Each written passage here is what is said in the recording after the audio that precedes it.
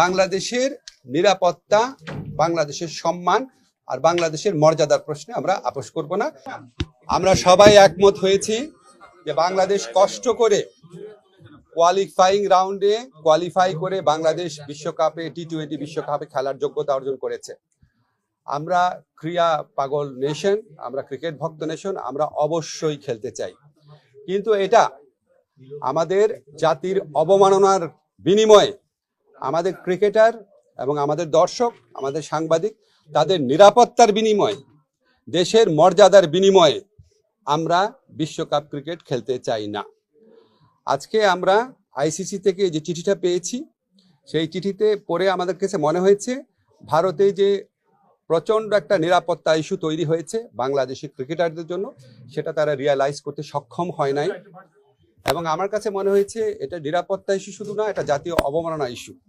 যাই হোক, আমরা নিরাপত্তা ইস্যুটাকেই মুখ্য করে দেখছি, যেখানে ভারতের ক্রিকেট কন্ট্রোল বোর্ড নিজেরাই বলছে কলকাতা টিমকে যে এই প্লেয়ারকে নিরাপত্তা দেওয়া যাচ্ছে না, ওনাকে তোমার টিম থেকে বাদ দাও।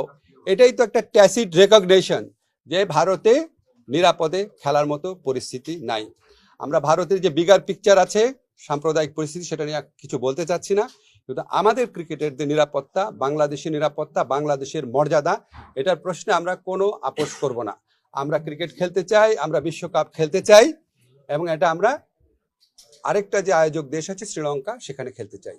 এই পজিশনে আমরা অনর আছি। আমরা কেন এই পজিশনে অনর আছি? আমরা আশা করি আমরা আইসিসিকে বুঝাতে সক্ষম হব, এবং আইসিসি আমাদের যুক্তিগুলো সহৃদয়তার সাথে নিরপেক্ষভাবে বিবেচনা করে আমরা কষ্ট করে যে অর্জনটা করেছি সেই টি-20 বিশ্বকাপে আমাদের খেলার সুযোগ করে দিবে। আমাদের প্রথম স্ট্যান্ড হচ্ছে আইসিসিকে বুঝানো। আমাদের যথেষ্ট শক্ত যুক্তি আছে, সেই যথেষ্ট শক্ত যুক্তি দিয়ে আমরা আইসিসিকে বুঝাবো। আমাদের স্ট্যান্ডের মূল নীতি হচ্ছে বাংলাদেশের নিরাপত্তা, বাংলাদেশের সম্মান আর বাংলাদেশের মর্যাদার প্রশ্নে আমরা আপোস করব না, কিন্তু আমরা অবশ্যই ক্রিকেট বিশ্বকাপ খেলতে চাই। তারপর পরবর্তী পরিস্থিতি যা হবে সেটা নিয়ে আবার আমরা বসে আমরা সিদ্ধান্ত নিব। এখন পর্যন্ত আমরা এই সিদ্ধান্ত খুব ক্লিয়ারলি নিয়েছি যে আমরা আইসিসিকে বুঝাবো যে আমাদের ভারতে খেলার মতো পরিবেশ নাই।